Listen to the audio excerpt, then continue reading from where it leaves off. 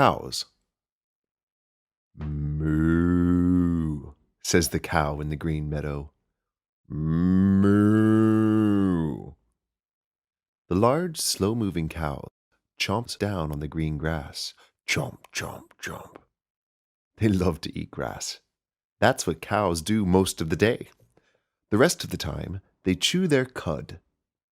Cud is a food that they cough up and then chew up again. Ew. Cows have big stomachs with 4 separate chambers. That helps when eating so much grass.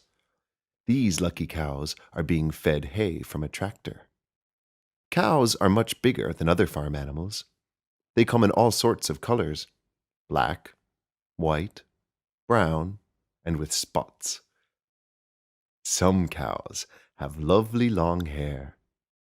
Did you know? Cows are actually all girls, and not all cows have horns, but they all have udders. In the past, man used his hands to milk us, but nowadays a lot of farmers use machines. Male cows are actually called bulls. They have big horns, but no udder. And the babies are called calves. Not all cows live on farms. In India, cows are considered very special.